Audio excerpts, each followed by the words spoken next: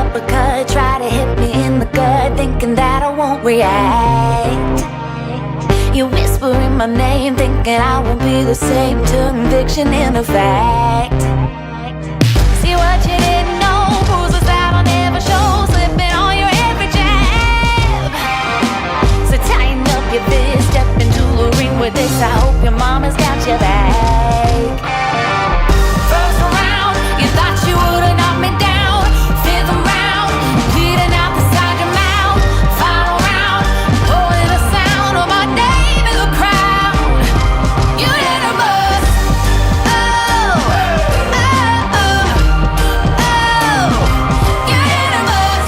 Oh, oh, oh, oh, oh. Just 'cause I took a break, you're making a huge mistake, thinking you can take the throne. Look at you trembling, step into the lion's den, bet you wish you stayed at home. Begging for mercy underneath your breath when I ain't even sweating yet. My legend's written in the stone, yeah. You're crying, Adrian, defeat is now your only friend. Even your mama's gotta know. First round, you thought you would've knocked me down. Fifth round, bleeding out the side of your mouth. Final round, holding the sound of my name in the crowd. You hit a bus. Oh, oh, oh, oh. You hit a bus. Oh, oh, oh, oh, oh,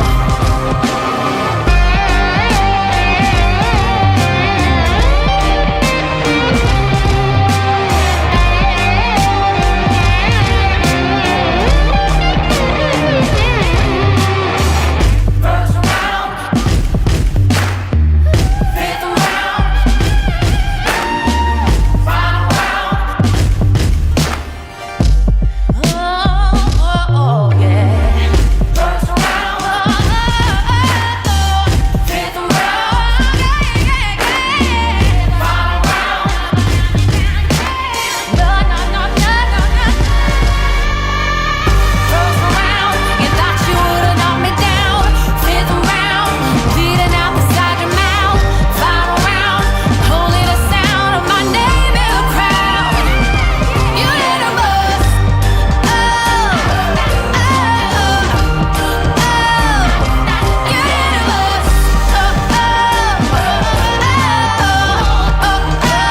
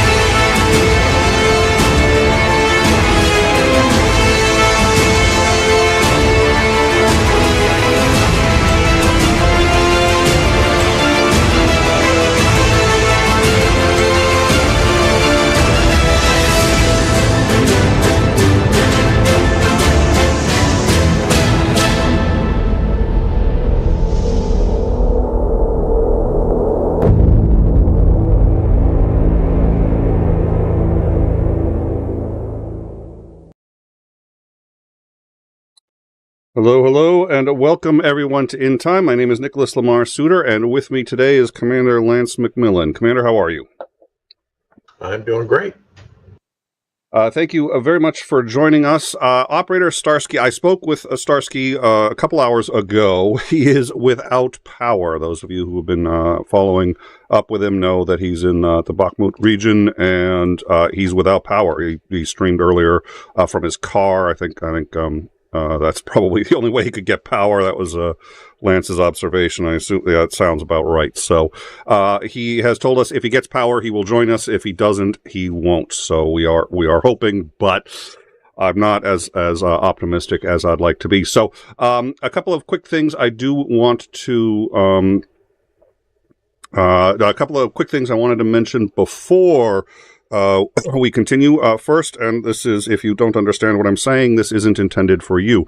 Если ты хочешь разговаривать, если ты хочешь спросить Starsky, это хорошо, но ты должен разговаривать по-английски, пожалуйста. Если ты не можешь разговаривать по-английски, ты можешь спросить о мне, ну, если я не могу понимать, это ничего, что может делать об этом. Спасибо большое. Essentially reminding people you need to be speaking in English. If you can't speak in English, would prefer don't engage at all, or you can speak to me directly. And if it's something I can deal with, I can. And if I can't, you're out of luck. So, that's just because it's easiest on our mods. If you speak English, I'm a big fan of people who speak multiple languages, obviously, but. Especially on contentious topics, it's just easiest for our mods and everybody if it's in English, and if it can't be, let me know, and we'll sort it out if we can. Anyways, having... which is a polite way of saying, we're American, we only speak English. Yeah, well, I see, I'm trying to avoid actually saying that because it really pisses me off when people say that. And, and I get, I'm really pissed off by that attitude, but in, for shows on contentious topics, it's just one of those things. I don't know that this is that contentious, but it can be. So that's it.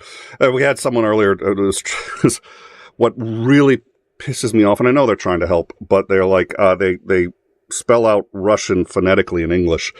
Don't do that, because my brain can't process that, because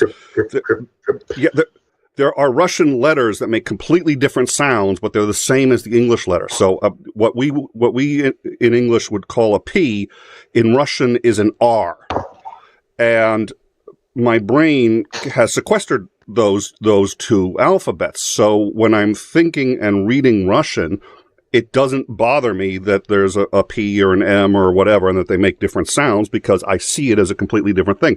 But when I'm trying to understand the Russian language and you're using the American alphabet, my brain just flips out. I was like, wait a minute, is that P an American P or a Russian P? I can't do it. I can't do it. It's a form of torture. All right. I speak and shout in English. I can curse in multiple languages.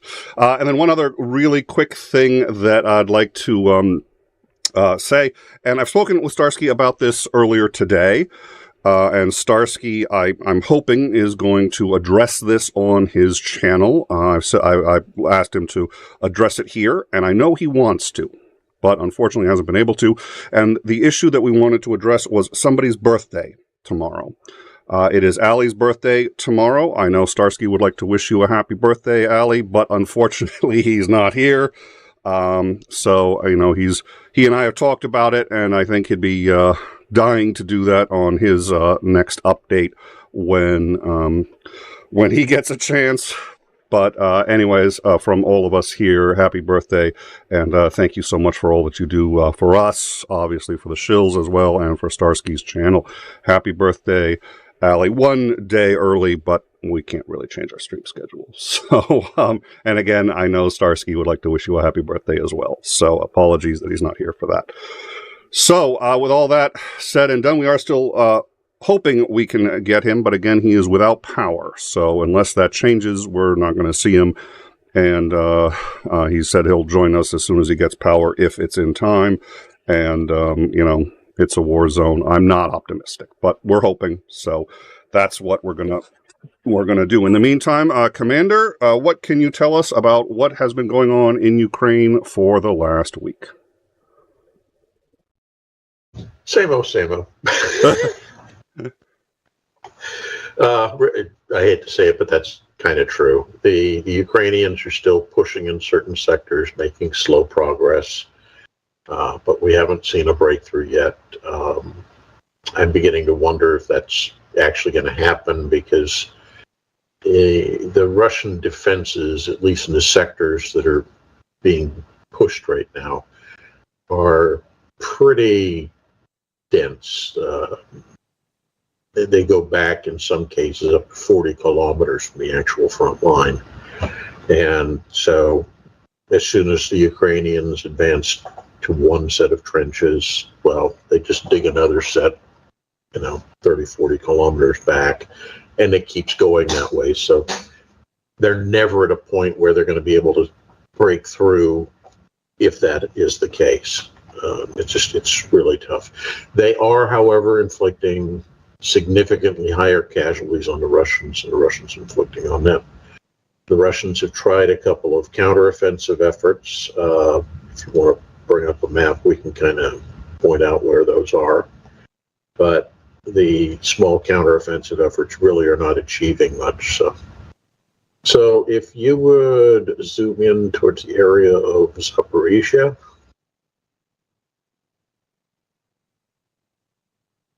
Okay, there is, see that little indentation right there, kind of to the center? Yeah, right now, about in the center. It's got two little blue rifle symbols.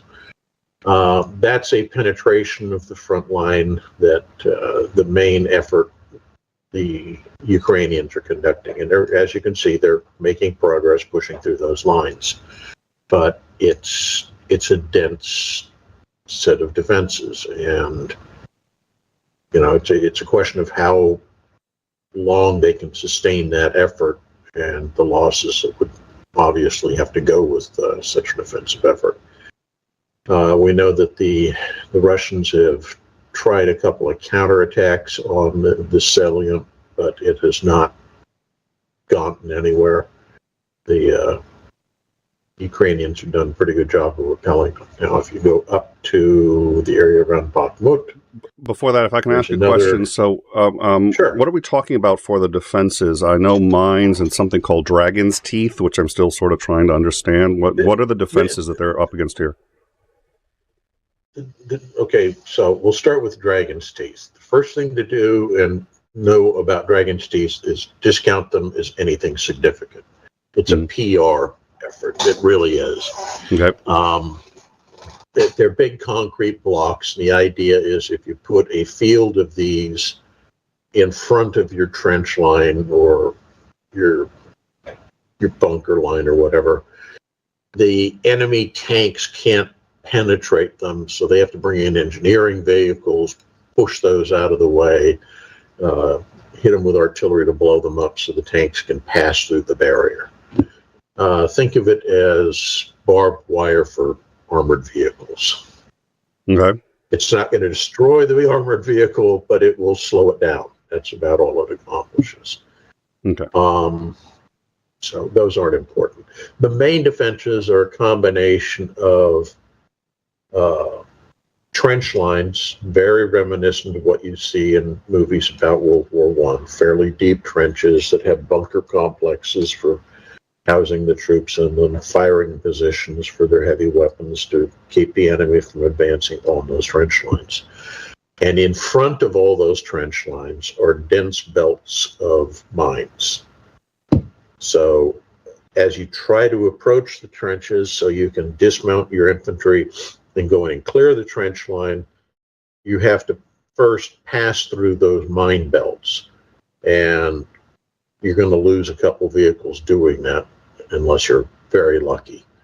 Then when you get up there and your infantry dismount, hopefully not into a minefield with anti-personnel mines, obviously, they clear that trench, then you're at a problem because, yeah, you've taken one of the trench lines, but to resupply your troops who just took that trench, you have to have everything passing down that one narrow corridor that you've managed to push through the mine belt.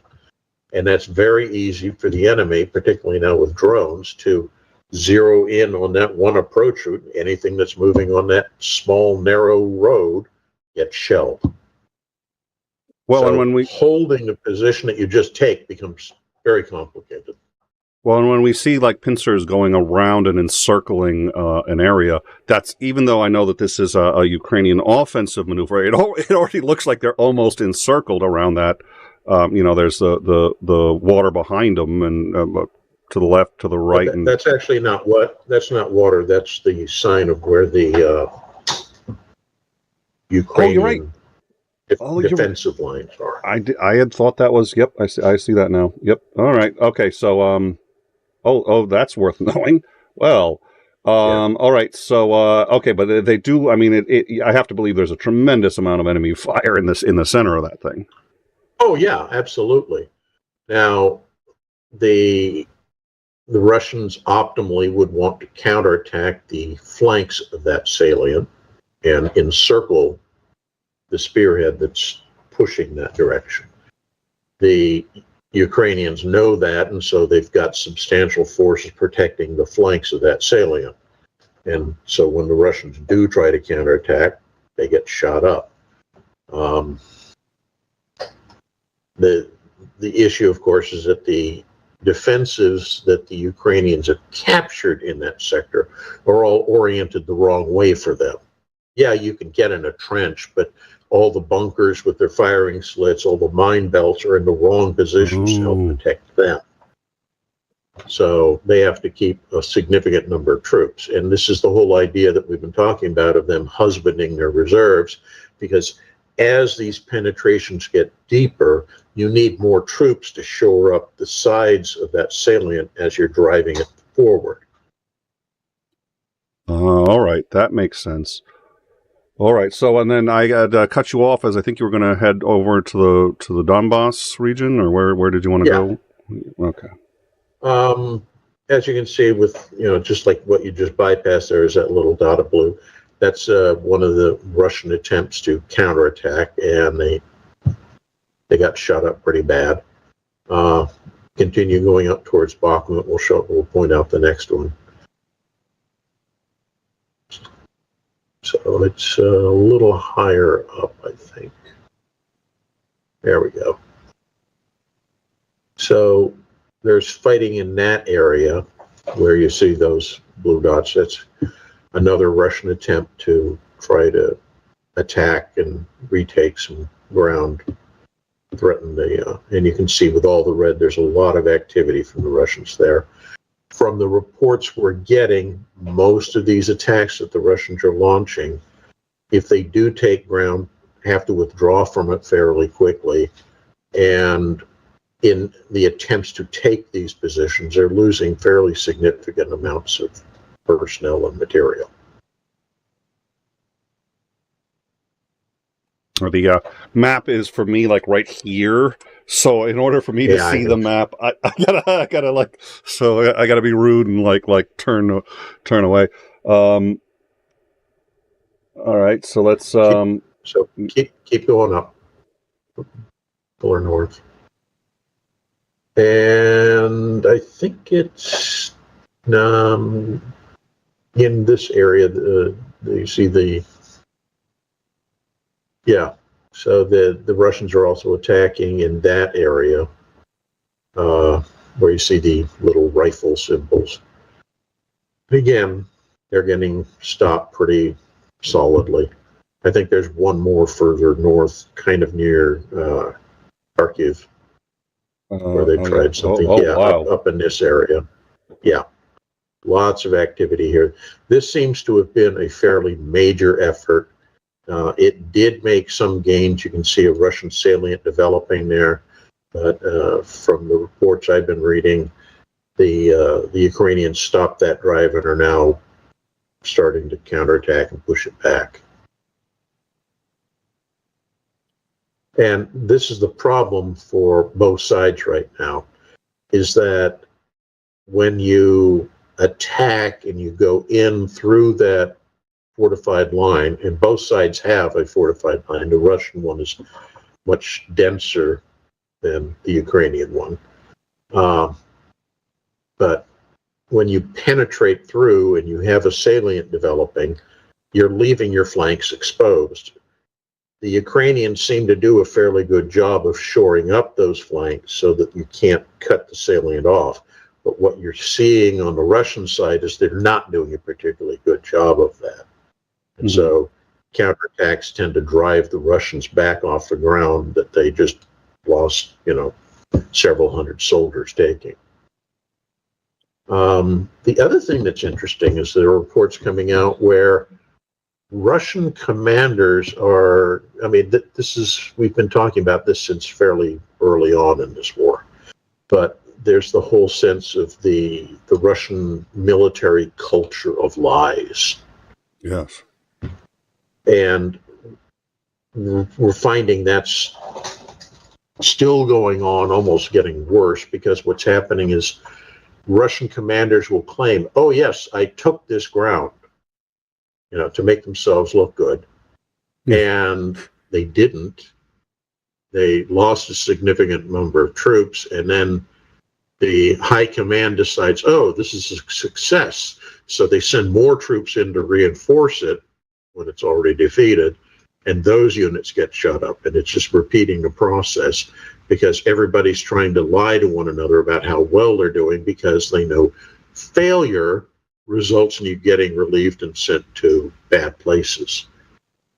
I still think it's for me, it just blows my mind because it's like you'd think at some point, like I'm not a military expert, but if you say that you've taken a hill, that but you're not actually on that hill, and the enemy still has that hill, and you're physically like 2.5 miles away, at some point it seems to me that would be clear to people, but apparently it's not like it's. I know. I'm indoctrinated in Western mode of thought, but. Okay. Like I said, it's above my pay grade. Apparently, I don't know how to prosecute a war. All right. So, anything else specifically on what's been going on for the last week and or what's happening on the front right now? And we'll talk about your expectations as we wrap this up and what you're going to be looking for. But for now, anything else that we need to know if we're going to understand sort of get a snapshot of where they are right now?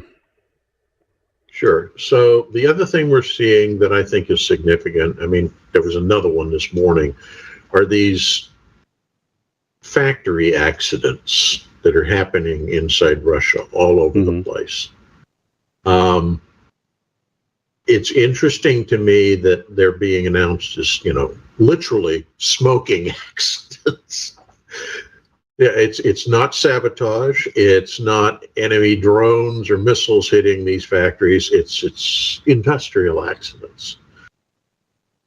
But they're occurring almost at a rate of 1 or 2 a day.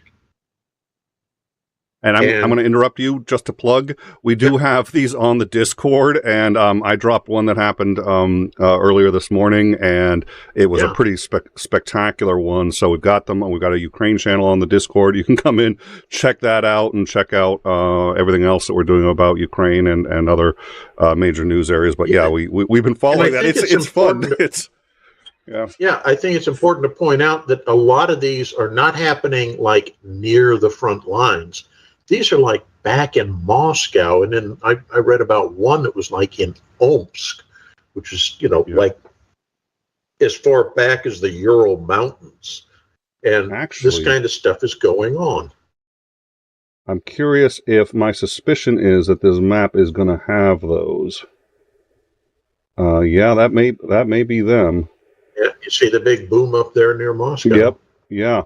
So this is a great map because it shows us sort of live the events of the 24 hours. It's a 24-hour rolling map, and we used to look here and see nothing, and now it's just like that's not huge for a war, I suppose. It's obviously not the front lines, but having said that, it's like this is Moscow. Well, the other thing that really flabbergasts me is we have been told for so long, that the air defenses around Moscow are so robust, nothing can possibly get through. And yet things are getting through. It's bad enough There is now photographic evidence coming out of the Russians pulling World War II era anti-aircraft guns out of storage and positioning them around Moscow. Oh, and some of it actually, some of the propaganda actually works on me. So I remember they said that 4 drones had attacked Russia, and they shot down 3 and destroyed them, and 1 they just kind of damaged, and it crashed into a building. You know, it didn't hit its intended target. I was like, okay, you know, it still did fine. This is what Russia was claiming. The next day, the exact same area, it was an office building, the exact same room in the same building got hit again. And I was just like, okay, no, that was the intended target. That was the intended target the first time. It was the intended target the second time. And it's pretty impressive when they can hit it's the same corner of the same building twice in a row. Yeah.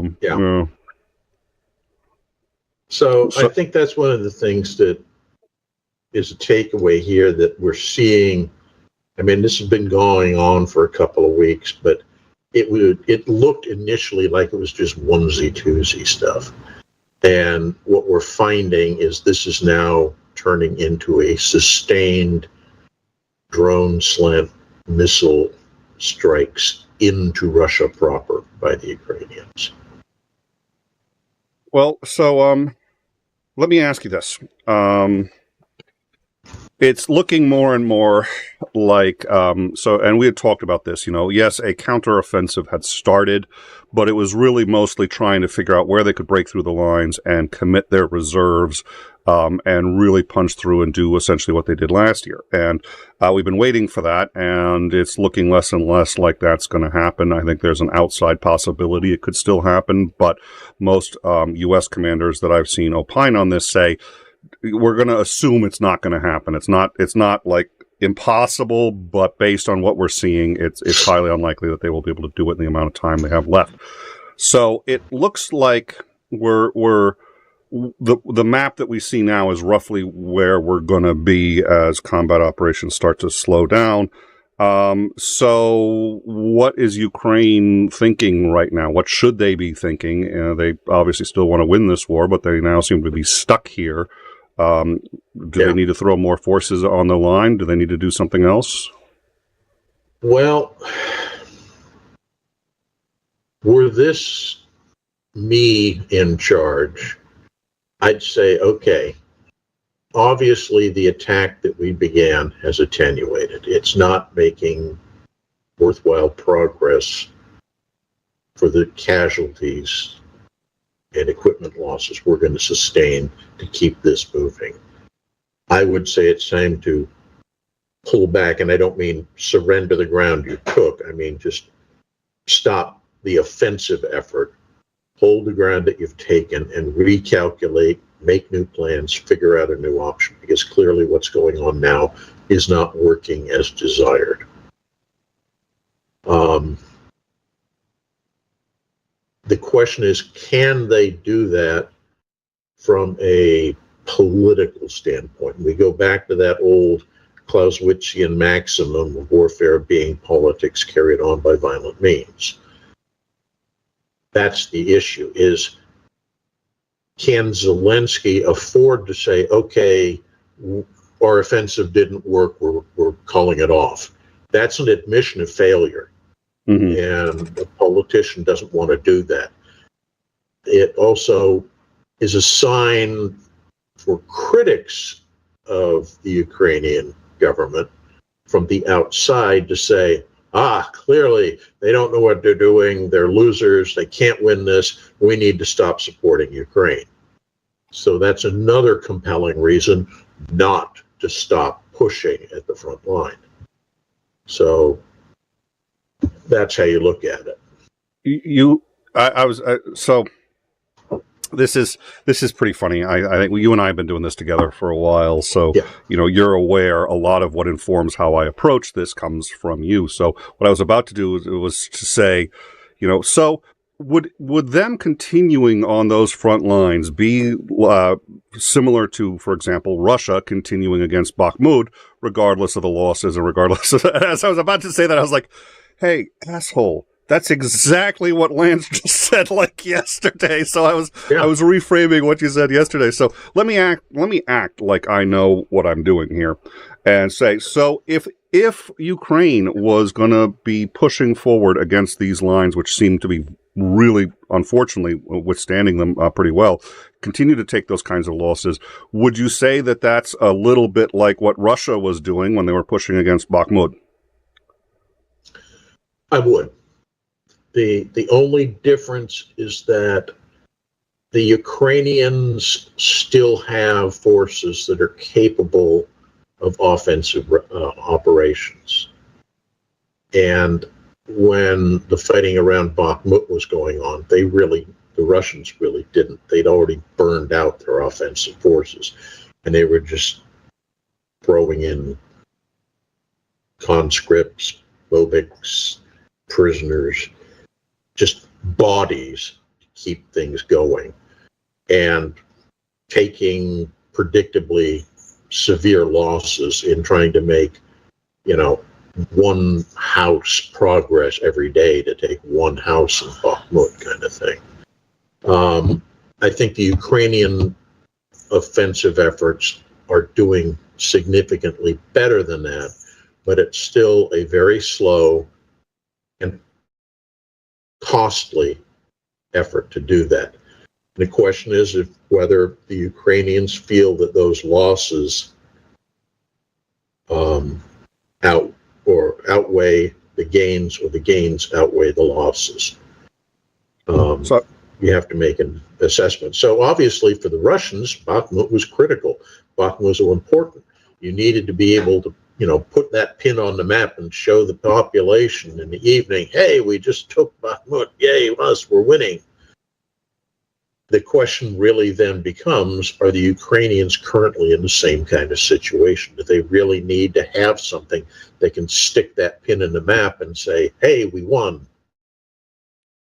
Well, and I assume Ukraine actually could, because we've talked about this. It's really risk versus reward, and what you're going to lose, what you're expected to lose versus what you're going to gain out of it. If Ukraine really wanted to start making significant gains, they probably could, but the casualty ratio would swing dramatically in the other way, dramatically against them, and Russia can afford more casualties than Ukraine can. So while it may be more beneficial in the short term to make those kinds of gains, the losses would, I would assume, jeopardize their ability to prosecute the war going forward. Yes, absolutely. So one of the questions that I've heard some people asking is, why don't the Ukrainians commit their reserves now? I mean, you're holding all these troops back. What if you threw them all into that one sector of the line where you're making slight progress? Wouldn't that give you the power to break through and achieve what you want? The short answer is no, it wouldn't. And the longer answer, the explanation of why it wouldn't, is because having more bodies in an attack does not equate to the attack being stronger. Mm-hmm. In fact, it makes things worse because now you're literally getting in your own way.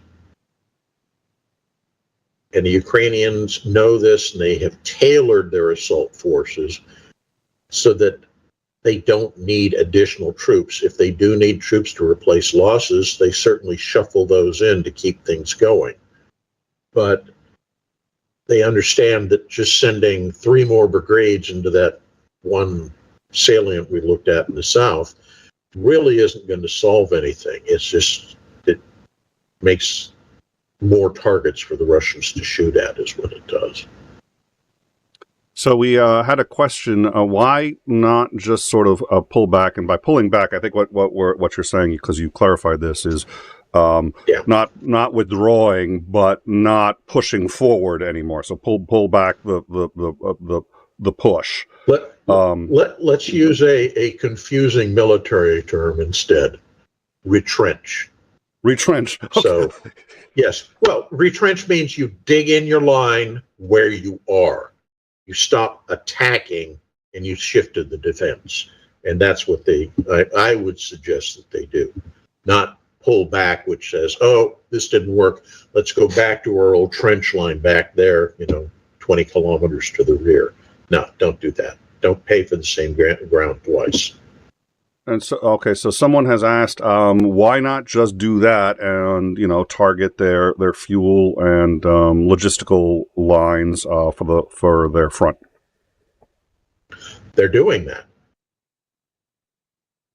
At the same time as they're holding the line or continuing to push on the ground, they're conducting deep strike bombardments with the glide bombs, Storm Shadow, with the HIMARS systems, etc., and really disrupting the Russian logistic chain. That's one of the reasons when you see these relatively small Ukrainian assault detachments hitting the line, the Russian troops in their trenches really don't put up much of a fight. And what they do put up isn't as strong as one would assume it would be, considering that they're in good defensive positions. And in large part, it's because they don't have the ammo to put down that volume of fire to keep the Ukrainians from advancing. So clearly the deep strike missions the Ukrainians are conducting are having an effect.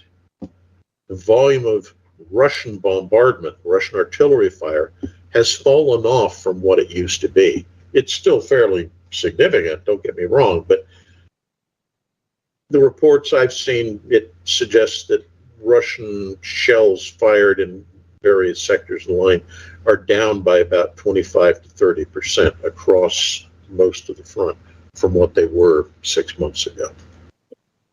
And so the Russian strategy, if I understand correctly, isn't so much to get, obviously they know that they do need weapons on the front, and they know that they need ammunition, and they know that they need water and food, but that's not actually really their strategy, is to bring all that to the front. The strategy is just to bring warm bodies to the front that are essentially target practice while Ukrainians step on landmines. Is that roughly accurate?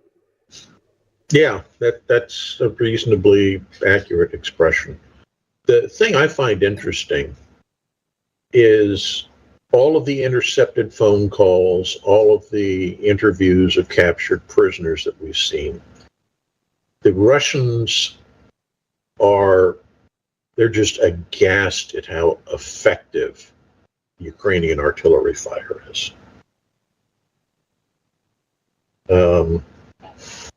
It's like they have no response for it. It hits very close, if not directly on their positions. And they're having a great deal of difficulty coping with that. Their artillery is more an area effect weapon. So they just say, we know the Ukrainians are somewhere out here. Throw a whole bunch of shells in that giant, 6 football field block of land, and hopefully one of them will hit a Ukrainian. And so I think that's the key, is Ukrainian fires are smaller in volume, but much higher in accuracy. Waiting till they see the whites of their eyes, as it were. So, if you're Zelensky, what's the end game at this point that you see on the horizon, and how do you get there? Well, I've said from pretty much the beginning of this, because of the stated war goals of the two sides, there is currently no middle ground for negotiation. One side wants the other either completely out, the Ukrainians want the Russians out of Ukraine, or the Russians want Ukrainians out of Ukraine. It effectively is what it amounts to.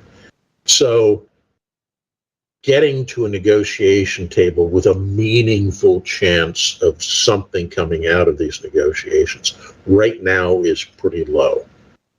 Neither side has the incentive to actually start compromising on their stated war goals.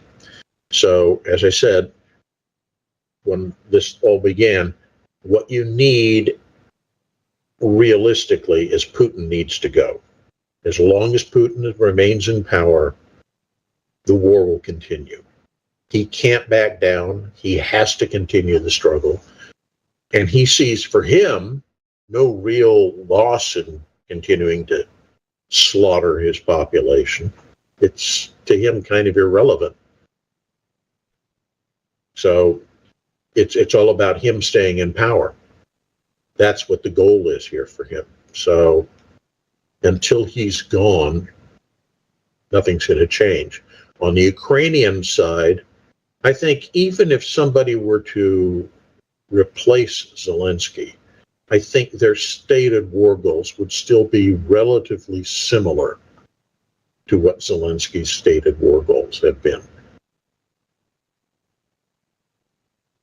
So that doesn't change. So the other side of the equation is for Ukraine to be put into that situation.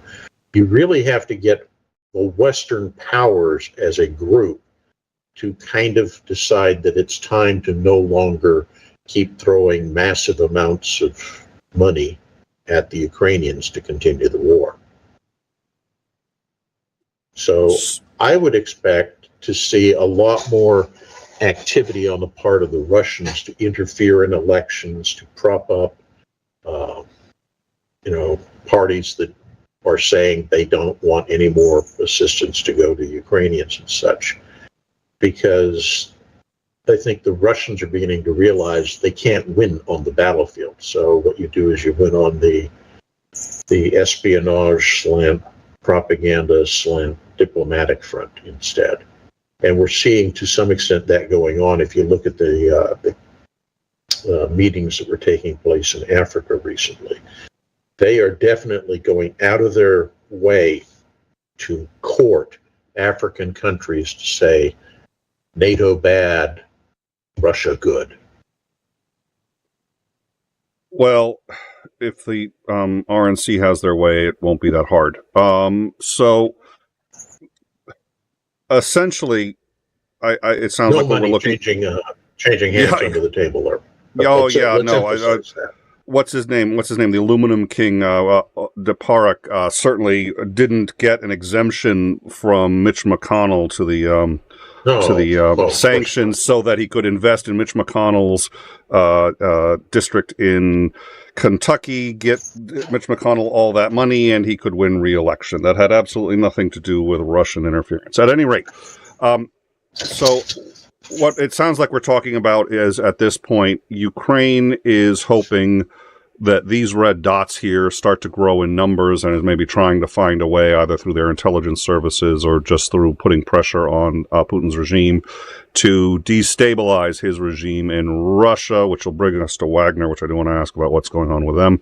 But so that's going to unfortunately be a huge part of a Ukrainian win, because they may not be able to dislodge Russia completely based on military, at least as it stands now, without NATO assistance, direct assistance, which I don't think they're going to get, barring any number of issues. We won't go down that rabbit hole right now. And meanwhile, Russia is going to be attempting to destabilize the NATO support for Ukraine by doing things like messing with the grain shipments, which is going to apply pressure to a number of NATO countries by supporting pro-Russian or pro-isolationist groups in countries like the U.S. that would cause the support for Ukraine to dry up. Is that what we're saying here? Yeah, I think so.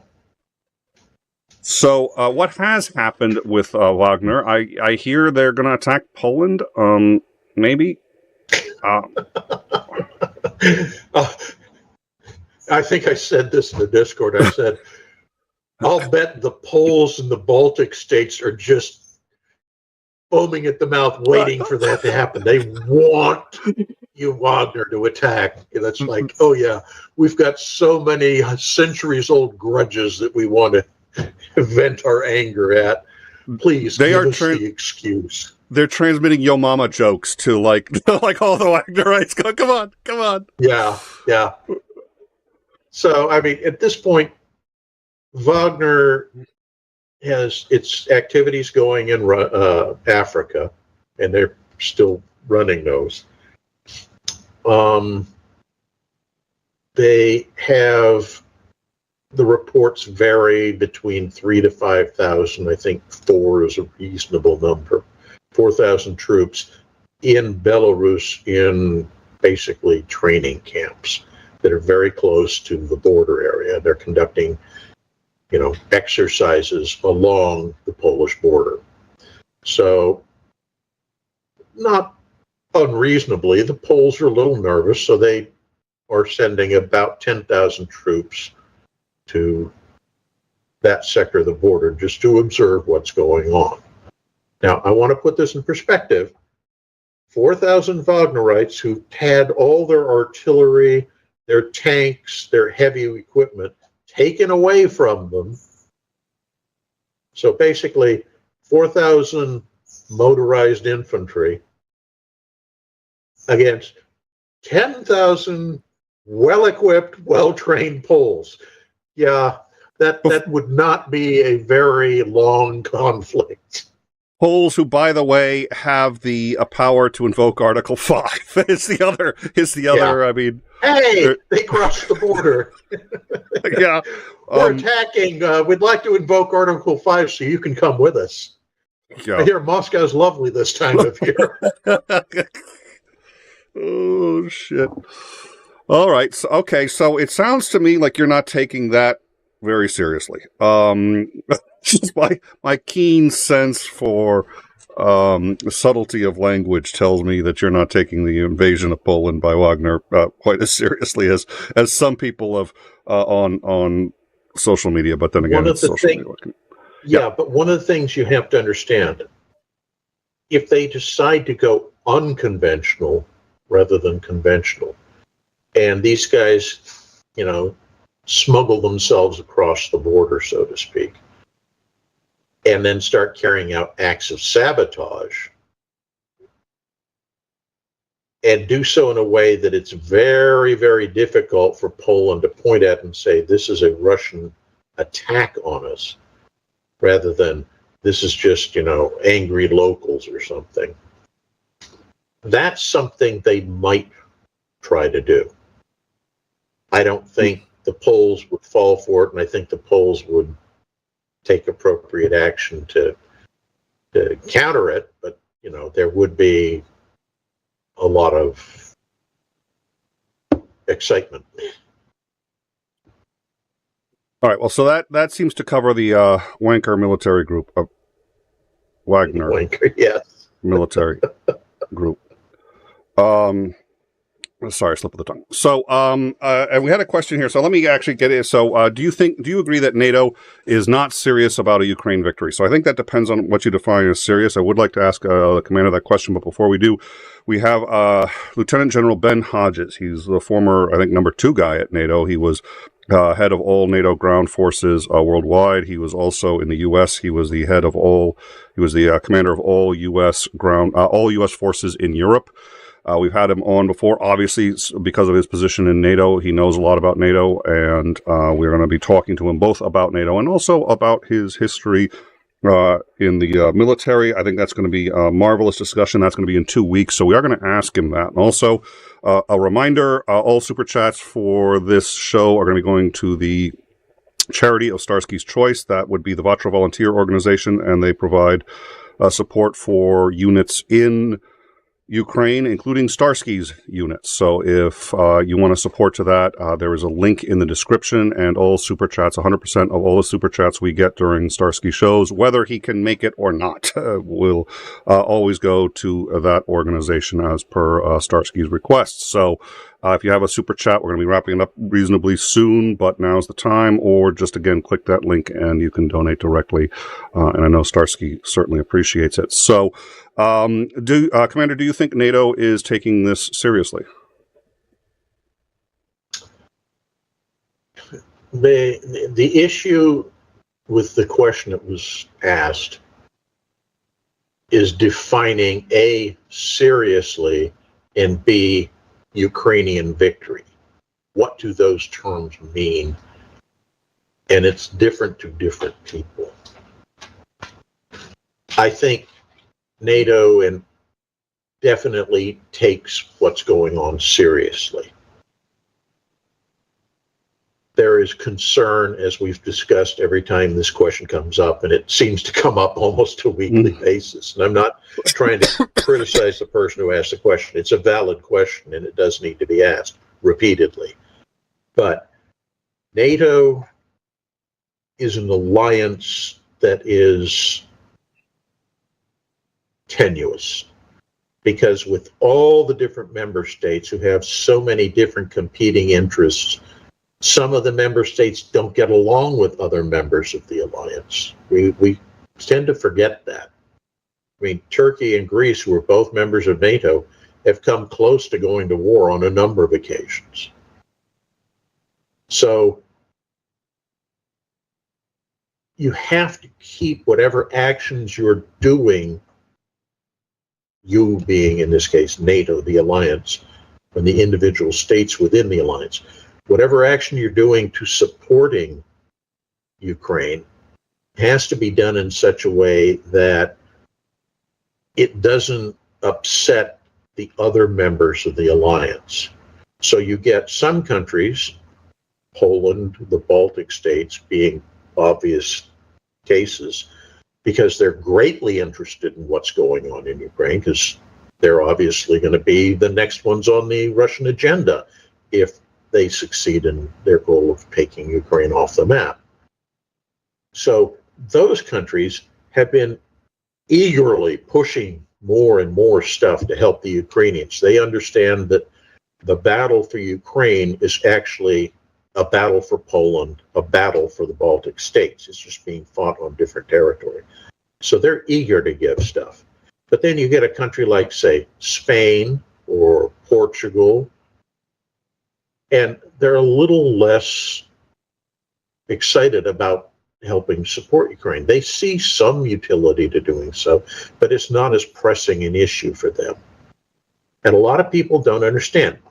That's what Article 5 is. Article 5, if you invoke it, does not mean every member of NATO has to mobilize its entire army and send it to go fight. It says support the other members of the alliance to the best of your abilities. And it's done that way because it allows countries to realize that their own political limitations at home may prevent them from getting involved. So, as an example, and this is a bit absurd, but bear with me, if Russia were to attack one of the Baltic states, and the Baltic state asked to invoke Article 5, it could be that a country like, say, Spain or Portugal, and I'm using them as an example simply because they're farthest away, not because I think they would do this, but a country like Spain or Portugal could say, oh, that's terrible. Here, we're going to send you a bunch of trucks and 155 millimeter ammo to help you in repelling the Russians. They're not going to send a brigade of troops to go fight because they may not see that as a pressing enough issue. And if you look at it from that perspective, to some extent, what NATO is doing right now for Ukraine, it's as if Ukraine had been a member of the alliance and invoked Article 5. And all of the alliance members kind of sat back and said, no, we don't want to send any troops to actually fight in Ukraine, but we'll send you enough to equip a dozen armies. And that's what they've done. Now, could they send more? Sure. Could they send volunteer units to go fight in Ukraine? Sure. But they've chosen, for whatever political reason in each of the country the members of the alliance are, they've decided not to do that. So there was also a question about, a proactive defense and NATO getting involved. But Article 5 necessarily states that a country has to be deliberately attacked. It's also can't be like an accidental thing. So a missile inadvertently landing doesn't trigger Article 5. It has to be a deliberate attack from an enemy country. So now we could So let's reinterpret it, but yeah. I was going to say, let's go back using that argument you just made. Let's go back and go to that thing I was talking about earlier about what if Wagner starts infiltrating special forces type detachments to cause sabotage actions and such in Poland or one of the Baltic states.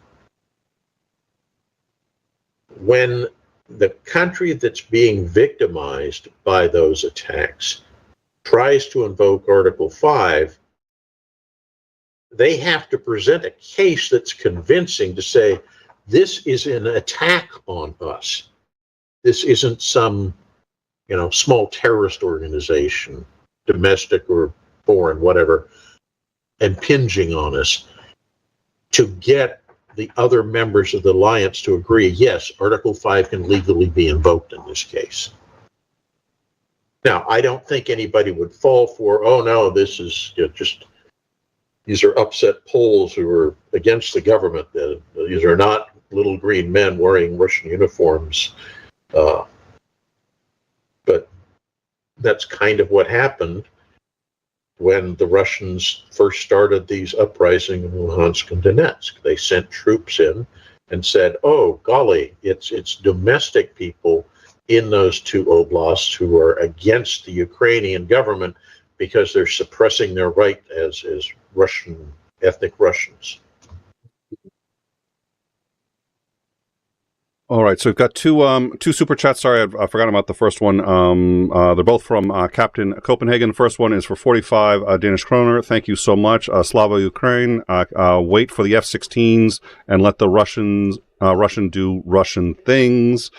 So I think what he's saying there was when right now, when wait for the F-16s and then let the Russians be until you get the F-16s and then maybe push forward again, I think is what he's suggesting there. If I remember where that was in the conversation. And then also, Go ahead. No, if you want to, I want to interject please, there because there's this sense with a lot of people, and I'm not trying to be critical of this guy. I'm just saying, you see this across the spectrum with everybody of the panacea solution of once the F-16s arrive. Well, before that it was once HIMARS arrives. Before that it was once Leopard has arrived. Everybody's waiting for the magic fairy dust to show up and the problem will disappear. Everything will go back to normal. We'll all be safe. It isn't going to be that case. F-16s are simply another tool in a toolbox to accomplish the job, and they have to be used correctly, and you have to have enough F-16 nails for it to pound in for it to have the effect. Yes, it will have an effect, but will it be decisive? Probably not. Also, Captain Copenhagen, well, and it certainly wasn't in Vietnam. Captain Copenhagen, also 89 Danish krone. You don't know what you're talking about. I tell Lance that all the time. But he never listens to me. He listens to me about as much as my wife does. No NATO countries are, that part of that got cut off here, are detached from the grain agreement. And, okay, I think he's saying, NATO countries are detached from the grain agreement. That wasn't the issue. The issue is if, you start starving African countries, you're going to get refugees. Where do you think those refugees are going to go? They're going to go to NATO countries, especially in the southern NATO countries, and those countries are going to start to feel a significant amount of pressure to find a way to end the war. They're going to care a lot less about who's right and who's wrong and say, just end it. We've got people starving. They're at our borders. They're taking our food. It's going to cause probably the single largest humanitarian crisis in human history, and it's going to affect NATO countries. especially for NATO countries that are already tepid in their support of Ukraine. They're going to start to push hard against, not against Ukraine, but what does it take to stop this war? And they'll start pushing Ukraine to negotiate. So while I agree with you that NATO countries are detached from the grain agreement, that has nothing to do with at least my concern, and I believe the commander's concern, which is that if you start starving, and I think that's part of Putin's plan, is start starving people adjacent, so people like adjacent to Greece, Turkey. Turkey is going to get, Turkey is very important in NATO right now. We all are angry with Turkey, but they're a keystone in this entire process. And if Turkey starts seeing huge economic and food refugees, their position on Ukraine will change. I guarantee it. And I think that's part of, does that sound right to you? Oh, yeah. Yeah. I'm pulling numbers out of my ass here, so bear with me. But from what I recall, roughly 1 million refugees were generated by the Syrian civil war. And those people flowed into Turkey, into Greece, and then migrated up into Northern European countries. And it caused enormous disruption in social and political circles throughout Europe. That's 1 million people. The conservative estimates are that if the famine that loss of Ukrainian grain causes in Africa, that will generate in excess of 10 to 15 million people trying to get into Europe. It will be a humanitarian crisis of unbelievable proportions. And because NATO is such a disparate group of I think it's going to be very hard to maintain support for Ukraine. That's how he's going to destabilize NATO, I think, with the grain shipments, even though we don't have anything directly to do with it. The other complaint that Captain Copenhagen had was the Polish army is much bigger than you gave it credit for. It's not 10,000 men. It's No. I didn't say that. I said the Polish army was moving 10,000 troops to that sector of the border. The Polish army is much, much bigger than that. They already have a large portion of their force deployed on the border. The 10,000 are simply a reinforcing group of, I believe, 2 brigades being sent to the Belarusian section of the border. Yeah, so if they start anything, they're going to be facing 10,000 troops immediately that are there. And obviously the rest of the entire army, which is, it's 160,000 active, 200,000 reserve would go in. But I don't think the commander was saying either of those. I appreciate pushback. So it's important. The only way that we can correct things if we're mistaken is the pushback. Obviously, I wasn't clear when I made my statement, and that's a very valid concern when I said something like that. If you thought I was saying there's only 10,000 troops in the Polish army, hell no. Poland arguably has, outside of the U.S., the largest army in NATO right now.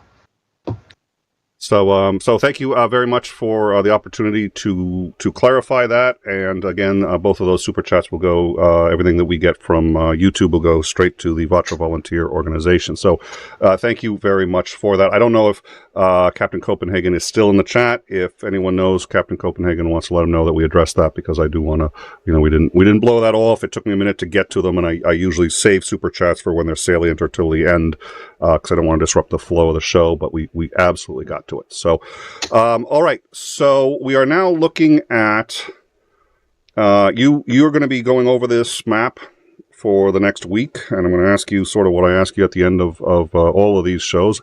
What are you looking for? Is there anything that you're going to see as a sign of hope or a sign of things heading south? What are the key points that you're looking for as you take a look both at this map and in general in the war to give you an idea of what's going on? The possibility exists. I want to be clear. This is a possibility, not it will be, that Ukraine might get that penetration of the defensive belts that we've been looking for and get the breakthrough. I don't expect it, but it might happen. I think we're going to see more attacks, long-range missile and drone attacks, both inside Ukraine and inside Russia, because right now that's to a large extent the only effective means either side has of striking out at the other, because the situation at the front is kind of stagnant. I think the situation with the grain shipments is there's going to be some sort of workaround. I don't know if it will get announced in the press, but we already know that some ships are making it into Odessa and loading grain and coming out. I expect that will become more of a systematized process so that it keeps that going. What we have seen is that the Russians, even though they have kind of declared a blockade, aren't really capable of enforcing said blockade. So all of that is an area that could potentially heat up really quickly. I don't know. I think the Russians are going to continue and expand their diplomatic efforts to find foreign support, or at least lack of foreign condemnation of their actions, and hope that that will pressure Ukraine into going to a negotiating table with at least some of their demands being mollified. I don't think that's likely to happen, but I do think we're going to see more and more senior Russian diplomats going out and trying to engage with countries in, say, South America or Africa or Southeast Asia to try to drum up that counter-alliance against NATO, if you will. Expect Mitch McConnell to start making even more money. On an unrelated note, I'm sure. Completely. In Time Show, do you think that the falling ruble will influence the war? No. No, not in the slightest. And the reason is because I think the sanctions have had about all the impact that they're going to have. It may, not in the slightest is not, sorry, that's hyperbole. Nothing that I think would be immediately noticeable or directly traceable to it. Will it have an impact? Maybe a minor one, but the reality is their economy is so bad. They're already not able to get the electronic components they need to make anything past a T-70. They can't make new rockets. They're buying them from Iran, and Iran doesn't care about the ruble. So if the ruble falls anymore, it's not going to influence Iran. So for the people who care about the rubles are, they're done.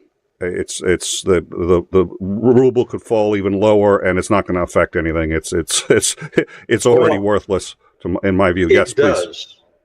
Okay. I think it does.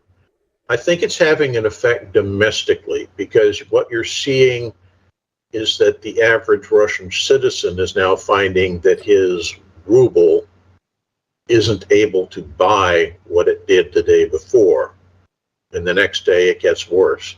So you're getting that kind of hyperinflation trend starting to develop, as it did in, say, Weimar Germany right after World War I, where the government will just print more money and hand it out to make it look like everything's okay.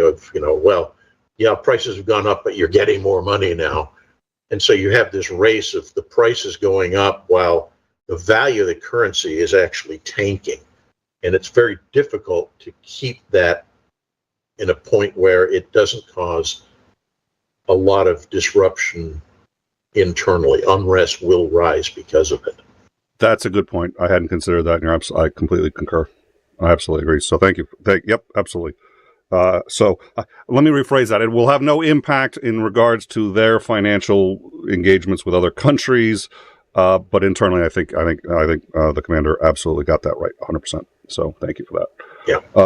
Or I should say negligible, not none. And the oligarchs is another thing. But since they're not allowed to use dollars, presumably, I like that. any number of the oligarchs are upset that their billions are going to be worth fewer billions. Yes. Yeah. Well, and that their boats are getting seized and so on and so forth. All right. Well, thank you all for joining us. Any final thoughts before we go, Commander? Not really. I think we've covered it.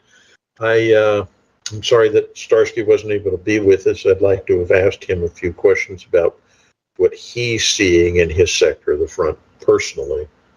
I mean, the information that you and I and others get coming out is filtered through any number of different prisms that are being applied to it. So we're not getting a real personal view of what's going on. And that's why I think being able to talk to Starsky and ask him questions about all this is enormously helpful. And I worry and hope that he's safe. I'm sure everyone here has already subscribed to him, but we do have a link to him in the channel. And anybody who manages to next see him, please let him know that we say hi. I've got to catch his live streams live more often. It's hard to do because it's weird hours for me on the East Coast. But yeah, you can hear the fighting in the background as he streams on his channel now. And you know, I think he's recording those and then sending them up at you know, when he can. So it's obviously hard to get a hold of him, but please, everyone, let him know. We wish him the best. We're going to certainly send him that message along as well. But I agree. I'd like very much to, especially now that he's always been that valuable resource as to what's going on. And now he's not far from the front lines. Like I said, you can hear the fighting. And yeah, it's definitely a little concerning. Hopefully he's going to stay safe. And hopefully he'll be able to make it next time. But I much prefer that he's staying safe and that he's taking care of himself and his men and the people around him than making these shows. So these shows are a distant second on his list of priorities. It's a whole nother category of seconds. So anyways, thank you all for joining us. Thank you once again, Commander, for filling us in. I look forward to seeing you next week.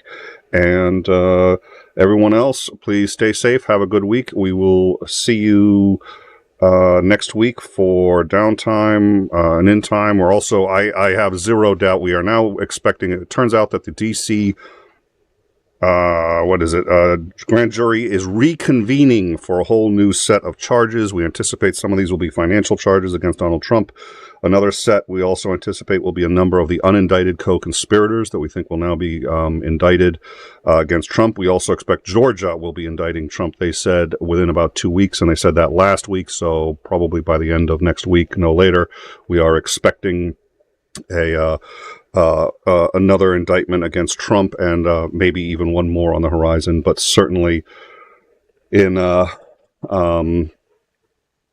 we're expecting Georgia at a minimum next week. So I think that it's going to be a lot to cover there. Captain Copenhagen, one more time, thank you so much for your super chat again, 45 Danish krona. Thanks for the answer, but refugees flow from Africa to Italy and Spain. I'm not. And Turkey.